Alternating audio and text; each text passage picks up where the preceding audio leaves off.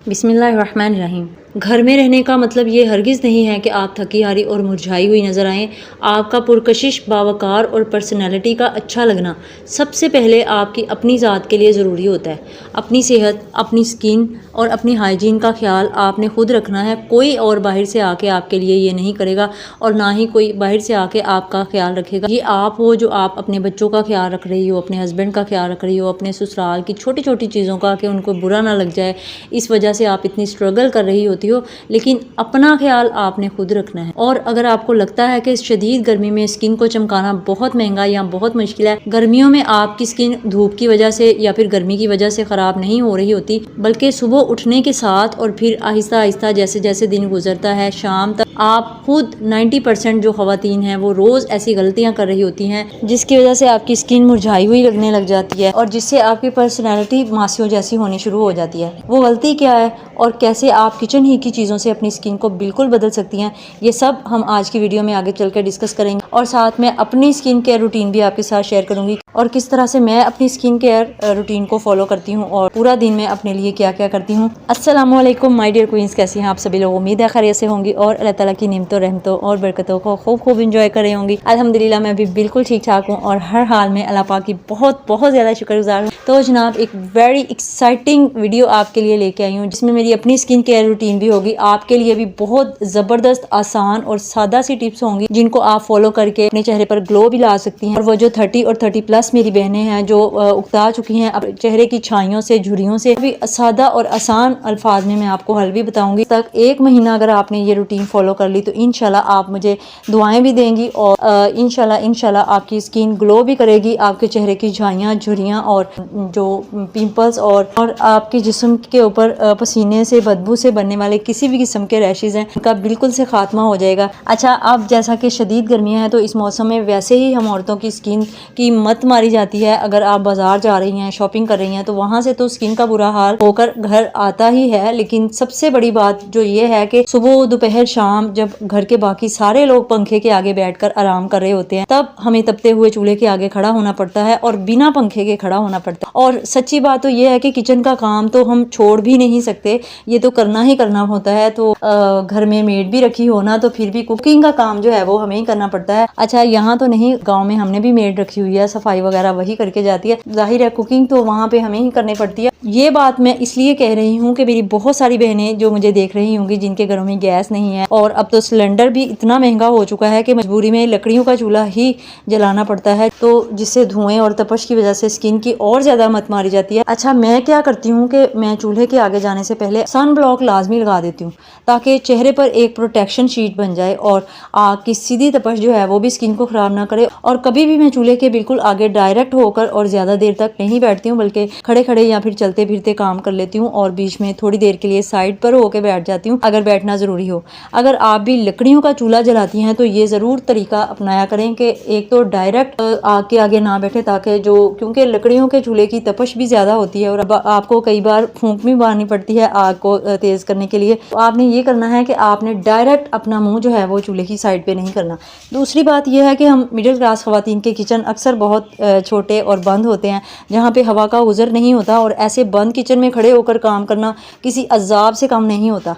पसीने सर से लेकर पैरों तक आ रहे होते हैं और कपड़े बिल्कुल भीग जाते हैं। और जो मेरी बहनें जॉइंट फैमिली सिस्टम में रहती हैं उनको तो दुपट्टा भी सही तरह से लेके लपेट के रखना पड़ता है। तो ये सारी चीज़ें और ये सारी मुश्किलात अपनी जगह बिल्कुल सच्ची हैं, लेकिन इन सब के बावजूद हमें अपनी ज़ात और अपनी स्किन को मैनेज करना खुद सीखना होगा। अगर आप वाकई स्किन का ख्याल रखना चाहती हैं तो और वो कुदरती चमक लाना चाहती हैं तो सबसे पहले आपने अपने स्टमक और जिगर का ख्याल करना है। जब तक आपका अंदरूनी सिस्टम ठीक नहीं होगा आपके चेहरे पर वो ग्लो कभी आ ही नहीं सकता। आप बाजार की मिक्स क्रीमें लगाकर ऊपर ऊपर से तो अपने मुंह को गोरा चिट्टा कर लेंगी, लेकिन वो जो एक अंदरूनी रौनक आती है ना वो कभी नहीं आएगी।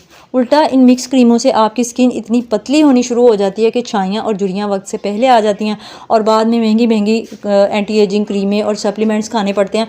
तो उनसे बेहतर है कि सबसे पहले अपना मैदा ठीक करें और इनकी वजह से ना फिर मैदा भी ख़राब हो जाता है और भी बहुत सारे मसाइल हो जाते हैं।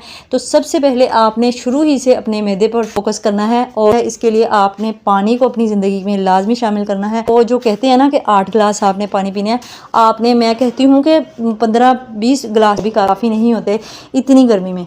तो जितनी आपकी कैपेसिटी है, जितना आप पी सकती हैं, आप लाजमी पिया करें। और सिर्फ सादा पानी ही नहीं बल्कि आप हेल्दी सलाद, हरी सब्जियां और मौसमी फल और घर के बने जो ताज़ा जूसेस होते हैं उनका ज़्यादा से ज़्यादा इस्तेमाल करें। और ख़ास तौर पर आप यानी घरेलू हाउसवाइफ जिसने सारा घर का बोझ उठाना होता है, आजकल इतनी शदीद गर्मियाँ हैं, जो कोक, सोडे की बोतलें और केमिकल वाले डब्बे के जूस पीना बिल्कुल बंद कर दें और इसके बजाय या सादा पानी पिएं या फिर घर पर जूस बनाएं।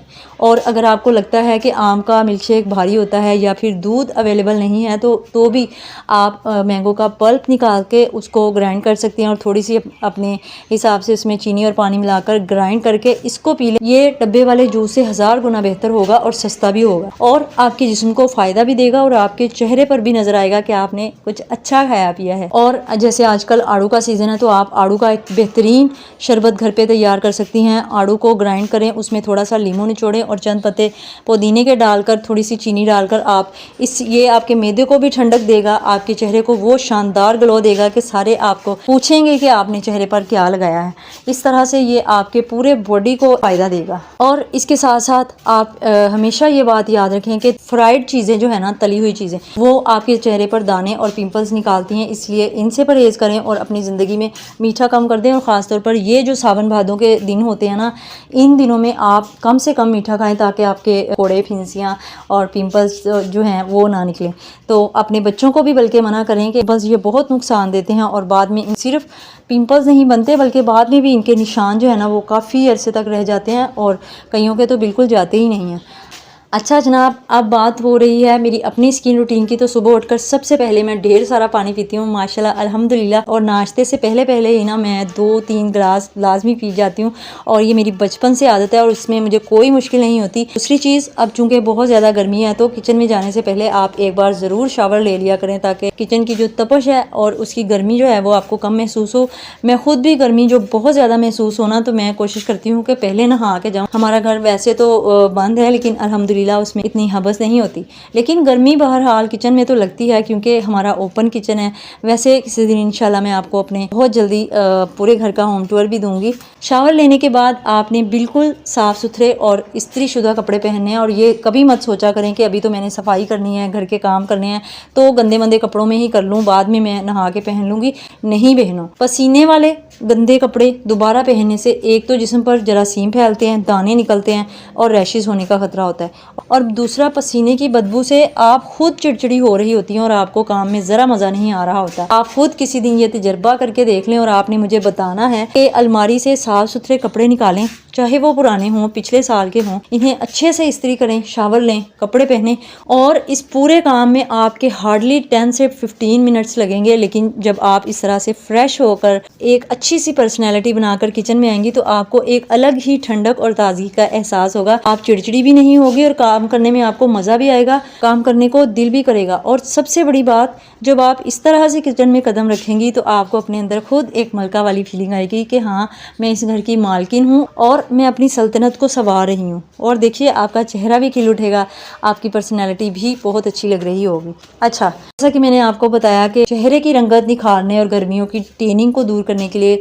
किसी महंगे फेस वॉश की ज़रूरत नहीं होती, तो अब मैं आपको वो रेमेडी बता रही हूँ जो सदियों से चलती आ रही है, आपने बहुत बार सुनी है। सबसे ज़्यादा मेरे ख्याल से हमें यही रेमेडी बताई जा रही होती है, यानी बेसन, हल्दी और दूध का मिक्सचर। आपने बहुत ज़्यादा सुनी है, बहुत बार सुनी है, और जो चीज़ हम बार बार सुनते हैं उसकी अहमियत भी कम हो जाती है, लेकिन यकीन करें कि इसकी अहमियत इतनी ज़्यादा है।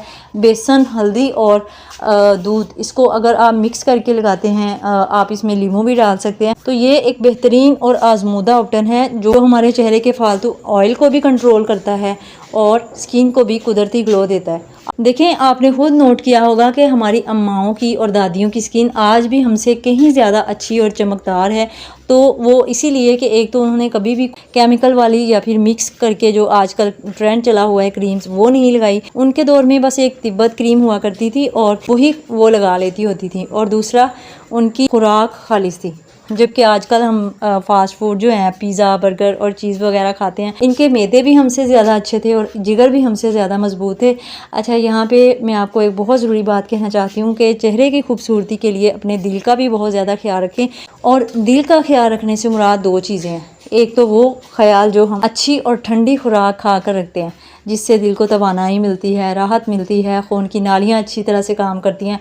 और दूसरा ख़याल होता है आपने अपने आप को हर तरह के स्ट्रेस और टेंशन से दूर रखना है। अगर आप पर कोई बहुत बड़ी मुसीबत या कोई टेंशन आ भी गई है तो बजाय इसके कि आप किसी इंसान को पकड़ कर बैठ जाएं और उसे अपना दुख सुनाना शुरू कर दें, आप अल्लाह से रुजू करें। क्योंकि जब आप किसी दुनियादार के सामने रोती हैं तो वो उल्टा आपको उल्टी सीधी सजेशन देने लग जाएगा, परेशान करेगा या फिर बातों को मज़ीद भड़काएगा, जिससे आपकी टेंशन और बढ़ जाएगी।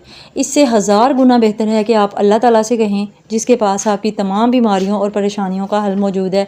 मुसल्ले पर बैठें, अस्तगफिरुल्लाह करें, अल्लाह के करीब होकर रोएं और कहें कि या अल्लाह ये मुसीबत मुझसे हल नहीं हो रही, अब इसे तूने ही हल करना है। और अपने तमाम मामलात अल्लाह के सुपुर्द कर दें और दिल को परेशानियों से आज़ाद कर दें और नींद अपनी पूरी करें। ख़ास तौर पर जब आप टेंशनों परेशानियों में होती हैं तो ऐसा होता है कि बाज़ दफ़ा बाज़ लोगों की नींद उड़ जाती है और बाज़ लोगों को टेंशन में नींद बहुत आती है। मेरे बादशाह सलामा जो है ना, उनको परेशानी ज़्यादा होना, उनको नींद बहुत ज़्यादा आने लग जाती है और मेरा हिसाब उनसे बिल्कुल उल्ट है। अगर मुझे टेंशन होती है तो मेरी नींद ही उड़ जाती है। मैं कितनी भी कोशिश कर लूँ ना, बस सोचें परेशानियाँ दिमाग में आती रहती हैं। तो फिर मैं भी यही करती हूँ कि एक सिर्फ लफ्ज़ कहती होती हूँ, अच्छा अल्लाह दी सुपुर्द।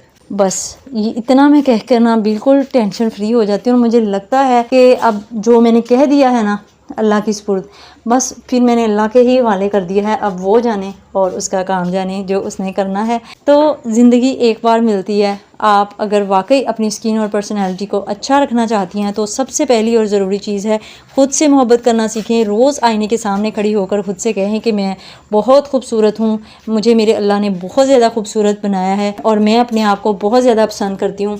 दुनिया के मेयार के पीछे भागने की बजाय अल्लाह ताला की पसंदीदा बने। और ये बिल्कुल ज़रूरी नहीं है कि आप गोरा चिट्टा रंग पाने के लिए दिन रात पागल होती रहें। अगर आपका चेहरा दानों, छाइयों और झुर्रियों से पाक है और रंग थोड़ा सा चाहे डल ही क्यों ना हो, आपके चेहरे पर एक मकनातीसी कशिश पैदा हो जाती है। लेकिन वो भी आप, अगर आपकी डल स्किन है तो आप नेचुरल इंग्रेडिएंट्स के साथ उसको फेयर भी बना सकती हैं। हमारे जो बेसन, हल्दी, लीमू, खीरा और चावल का आटा और टमाटर है, चुकंदर है, बहुत सारी ऐसी घर में हमा वक्त जो चीज़ें मौजूद रहती हैं उनके साथ आप अपने चेहरे को ग्लोई भी कर सकती हैं, अपनी कोरियन ग्लास स्किन हासिल कर सकती हैं और अपने चेहरे की रंगत को भी निखार सकती हैं। तो इस तरह से आप उसको अपने ऊपर अप्लाई करके वो फेयरी स्किन जो आप चाहती हैं वो भी पा सकती हैं।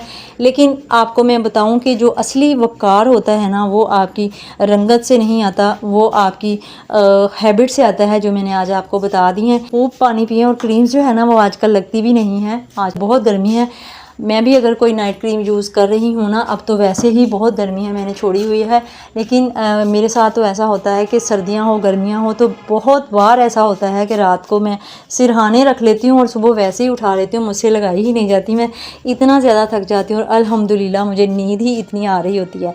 तो साफ़ सुथरे इस्त्रीशुदा पहनकर ख़ुद को किचन की मलका महसूस करें और अपने दिल को अल्लाह की याद से पुरसकून करें और 2 हफ्तों में इंशाल्लाह आप खुद अपनी ज़िंदगी और स्किन में वाज़ेह फ़र्क देखेंगी। अगर आपको मेरी ये दिल से लगी हुई बातें और आसान रूटीन पसंद आई हो तो वीडियो को ज़रूर लाइक कीजिएगा, चैनल को सब्सक्राइब करना मत भूलिएगा और कमेंट्स में मुझे ज़रूर बताइएगा कि आपको मेरी ये सजेशंस कैसी लगी, मेरी रूटीन कैसी लगी। और अपनी बादशाह सलामत और बच्चों का बहुत ज़्यादा ख्याल रखिएगा, साथ में अपनी ज़ात को भी तवज्जो दीजिएगा। इंशाल्लाह बहुत जल्द मिलेंगे अगली एक और बेहतरीन वीडियो के साथ।